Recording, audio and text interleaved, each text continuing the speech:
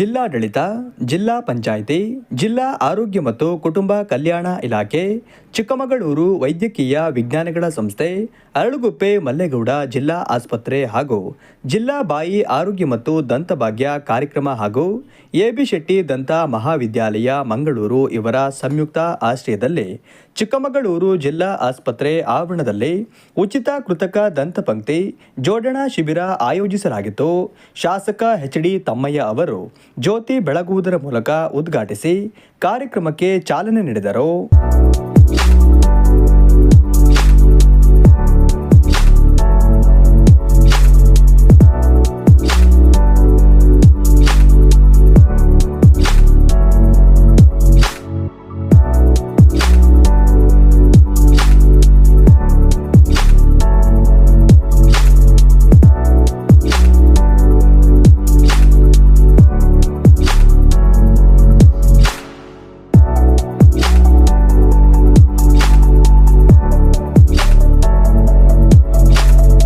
ಬಳಿಕ ಮಾತನಾಡಿದ ಅವರು, ಹಲ್ಲುಗಳ ಸ್ವಚ್ಛತೆ ಕಾಪಾಡಿಕೊಳ್ಳುವ ಜೊತೆಗೆ ಸೊಪ್ಪು, ತರಕಾರಿ, ಹಣ್ಣು, ರಾಗಿ ಮುದ್ದೆಯಂತಹ ಖನಿಜಯುಕ್ತ ಆಹಾರ ಸೇವಿಸುವುದರಿಂದ ಹಲ್ಲುಗಳ ರಕ್ಷಣೆ ಆಗುತ್ತದೆ ಎಂದು ಹೇಳಿದರು.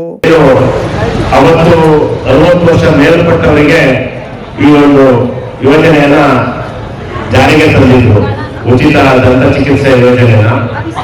ಈಗ 45 ವರ್ಷ ಮೇಲ್ಪಟ್ಟವರಿಗೆ ಇರಿಸಿದ್ದಾರೆ. ಅಂದ್ರೆ ಇತ್ತೀಚೆಗೆ 40 ವರ್ಷ ಮೇಲ್ಪಟ್ಟವರಿಗೆ ಅಲ್ಲಿನ ಬಾಧೆಗಳಿರೋದ್ರಿಂದ ಈಗ 45 ವರ್ಷ ಮೇಲ್ಪಟ್ಟವರಿಗೂ ಇರಿಸಿರೋದ್ರಿಂದ ಬಹುಶಃ ತುಂಬಾ ಜನ ಬಡವರಿಗೆ ಈ ಯೋಜನೆ ಉಪಯೋಗ ಆಗ್ತದೆ.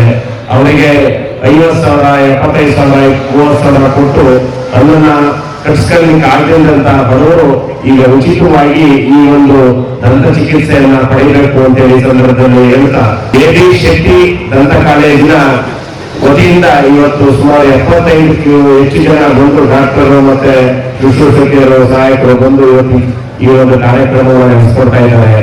ಇದರ ಸದುಪಯೋಗವನ್ನ ನಮ್ಮ ಚಿಕ್ಕಮಗಳೂರಿನ ಎಲ್ಲ ಜನ ಪಡ್ಕೋಬೇಕು ಅನ್ನೋ ಒಂದು ಮಾತನ್ನ ಈ ಸಂದರ್ಭದಲ್ಲಿ ಹೇಳ್ತಾ, ಇನ್ನ ವರ್ಷಕ್ಕೆ ಒಂದು 2 ಸರಿ ಮಾಡುವಂತ ಕೆಲಸವನ್ನ ಮಾಡ್ತೇವೆ ನಾವು. ಯಾಕೆ ಅಂತ ಹೇಳಿದ್ರೆ ವರ್ಷಕ್ಕೆ ಒಂದ್ಸರಿ ಅಂತಂದ್ರೆ ತುಂಬಾ ಜನ ಗೊತ್ತಾಗಲ್ಲ. ಇದಕ್ಕೆ ವರ್ಷಕ್ಕೆ 2 ಸರಿ ಮಾಡುವಂತ ಕೆಲಸವನ್ನ ಮಾಡೋಣ. ಇದು ನಮ್ಮ ರಾಜ್ಯ ಸರ್ಕಾರ ಯೋಚನೆ ಬಡವರ ಪರ ಯೋಚನೆ. ಸಮಾಜದಲ್ಲಿ ಶೋಷಿತ ವರ್ಗ ಬಡವರು ಏನಿದ್ದಾರೆ ಅವರಿಗೆ ಒಳ್ಳೆಯ ಶಿಕ್ಷಣ, ಒಳ್ಳೆಯ ಆರೋಗ್ಯವನ್ನ ಕೊಡುವಂತಹ ಕೆಲಸವನ್ನ ಮಾಡೋದೇ ನಮ್ಮ ಸರ್ಕಾರದ ಜನಪ್ರತಿನಿಧಿಗಳ ಕರ್ತವ್ಯ ಆಗಿರ್ತದೆ. ಅದನ್ನ ಕಾರ್ಯಾಂಗ ಏನು ಇವತ್ತಿನ ವೈದ್ಯಾಧಿಕಾರಿಗಳೆಲ್ಲ ಇದ್ದಾರೆ ಅದನ್ನ ಸರಿಯಾದ ರೀತಿಯಲ್ಲಿ ನಡೆಸ್ತಾ ಇದ್ದಾರೆ ಅಂತ ಈ ಸಂದರ್ಭದಲ್ಲಿ ಹೇಳ್ತಾ ಇದ್ದೀವಿ.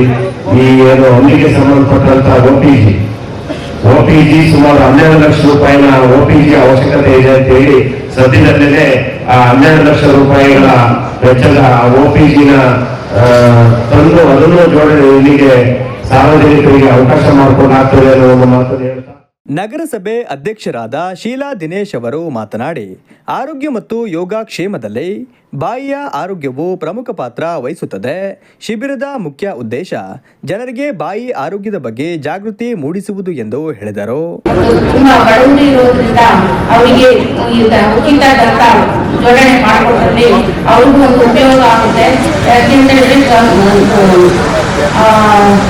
ಪ್ರೈವೇಟ್ಗಳಲ್ಲಿ ಹೋದಾಗ 30-40 ಸಾವಿರ ಕೇಳ್ತಾರೆ ಡಾಕ್ಟರ್ ಈಗ ತಾನೇ ಹೇಳಿದ್ರು.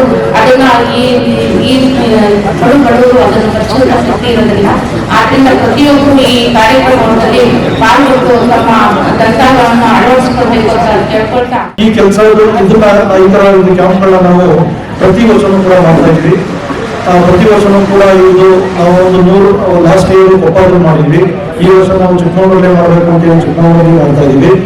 ನಮ್ಮ ಶಾಸಕರಿಗೆ ನಮಗೆ ಮುಂದಿನ ದಿನಗಳಲ್ಲಿ ಈ ಒಂದು ವರ್ಷಕ್ಕೆ ಒಂದು ಕ್ಯಾಂಪ್ ಮಾಡುವಂಥದ್ದನ್ನ ಅಟ್ಲೀಸ್ಟ್ ಒಂದು 4 ಕ್ಯಾಂಪ್, ಒಂದು ಕ್ವಾರ್ಟರ್ಗೆ ಒಂದೊಂದು ಕ್ಯಾಂಪ್ ಮಾಡುವಂತ ಒಂದು ಯೋಜನೆಯನ್ನ ಮಾಡಬೇಕು ಅಂತ ಹೇಳಿ ಈ ಒಂದು ಪ್ರಪೋಸಲ್ನ ನಾನು ಗೌರ್ಮೆಂಟ್ಗೆ ನಾವು ಕಳಿಸ್ತೀವಿ. ನಮ್ಮ ಶಾಸಕರನ್ನ ಫಾಲೋ ಅಪ್ ಮಾಡಿ ನಾವು ಮಾಡ್ಕೊಡ್ತಾರೆ ಅಂತ ಹೇಳಿ ಅಂದಿದ್ದೀವಿ. ಯಾಕೆಂತಂದ್ರೆ ನಮ್ಮ ಶಾಸಕರು ಇಡೀ ಕೆಲಸ ಬಿಡೋಣ ಮಾಡ್ಕೊಡ್ತಾರೆ. 4 ಕ್ಯಾಂಪ್ ಆದರೆ ಒಂದು ಇನ್ನೂ ಸ್ವಲ್ಪ ಜನಕ್ಕೆ ಮಿನಿಮಮ್ ಒಂದು 4 ಜನಗಳನ್ನು ಒಂದು ವರ್ಷದಲ್ಲಿ ಅನುಸರಿಸಲಿಕ್ಕೆ ಹೆಲ್ಪ್ ಆಗುತ್ತೆ ಅಂತ ಹೇಳ್ತಾ, ನ್ಯಾಷನಲ್ ಓರಲ್ ಹೆಲ್ತ್ ಪಾಲಿಸಿ ಅಂತ ಒಂದು ಪಾಲಿಸಿ ಅಂದರೆ ನಾವು ಎಲ್ಲದನ್ನೂ ಕೂಡ ಅಪ್ಗ್ರೇಡ್ ಮಾಡಿದ್ದೀವಿ. ಈ ಹಲ್ಲಿನ ಚಿಕಿತ್ಸೆಗೆ ಅಂತಂದ್ರೆ ಟೇಬಲ್ಸು ಮತ್ತೆ ಈ ಕನ್ಸ್ಯೂಮರ್ಸ್ ಅಂತ ಹೇಳಿ ಎಲ್ಲದನ್ನು ಕೂಡ ನಮ್ಮ ಗೌರ್ಮೆಂಟ್ ಅಲ್ಲಿ ಸಿಗ್ತಾ ಇದೆ. ದಯವಿಟ್ಟು ಇದನ್ನು ಉಪಯೋಗ ಪಡಿಸ್ಕೊಳ್ಳಿ. ತಾಲೂಕ್ ಲೆವೆಲ್ ಅಲ್ಲಿ ಕೂಡ ನಿಮಗೆ ಅಲ್ಲಿ ಘಟಕ ಜೋಡಣೆ ಮಾಡಲ್ಲ, ಬಟ್ ಅಲ್ಲಿಂದ ಇಲ್ಲಿಗೆ ರೆಫರ್ ಮಾಡ್ತಾರೆ ನಿಮಗೆ ಬೇಕಾಗುತ್ತೆ. ಹಳ್ಳಿಯ ಜನರಿಗೆ ಆಗಾಗ ಪಟ್ಟಣಕ್ಕೆ ಬಂದು 5-6 ಸಲ ಬಂದು ಸರ್ವಿಸ್ ಮಾಡೋಕ್ಕೆ ಕಷ್ಟ ಆಗುತ್ತೆ ಅಂತ ಡೆಂಟಲ್ ಕಾಲೇಜುಗಳಲ್ಲಿ ಎಲ್ಲ ಇನ್ಫ್ರಾಸ್ಟ್ರಕ್ಚರ್, ಮ್ಯಾನ್ ಪವರ್ ಮತ್ತು ಅದಕ್ಕೆ ಬೇಕಾದ ಎಕ್ವಿಪ್ಮೆಂಟ್ಸ್ ಇರುತ್ತೆ. ಅದನ್ನು ಇಟ್ಕೊಂಡು ಹಳ್ಳಿಗೆ ಹೋಗಿ ಅಲ್ಲಿ ಕ್ಯಾಂಪ್ ಅನ್ನು ಅಳವಡಿಸಿ ನಾವು ಡೆಂಟಲ್ ಕ್ಯಾಂಪ್ ಸ್ಟಾರ್ಟ್ ಮಾಡಿದ್ವಿ. ನಮ್ಮ ಶಾಸಕರು ಹೇಳಿದಾಗೆ 2016ರಲ್ಲಿ ಗವರ್ಮೆಂಟ್ ಈ ಸ್ಕೀಮ್ ಅನ್ನು ಅಳವಡಿಸ್ತಾ ಬರ್ತದೆ. ಆದ್ದರಿಂದ ಈಗಕ್ಕೆ ತುಂಬಾ ಚೇಂಜಸ್ ಬಂದಿದೆ ಈ ಸ್ಕೀಮ್ ಅಲ್ಲಿ. ಕ್ರಮೇಣ ಡೆಂಟಲ್ಗಳನ್ನು ಸಂಖ್ಯೆಗಳು ಹೆಚ್ಚಾಗ್ತವೆ. ಅದಕ್ಕೆ ಗವರ್ಮೆಂಟ್ ಇಂದ ಬರುವಂತಹ ಅನುದಾನಗಳು ಜಾಸ್ತಿ ಆಗ್ತದೆ. ಕಾರ್ಯಕ್ರಮದಲ್ಲಿ ಡಿಎಚ್ಒ ಅಶ್ವಥ್ ಬಾಬು, ಜಿಲ್ಲಾ ಆಸ್ಪತ್ರೆ ಸರ್ಜನ್ ಚಂದ್ರಶೇಖರ್ ಮುಂತಾದವರು ಉಪಸ್ಥಿತರಿದ್ದರು.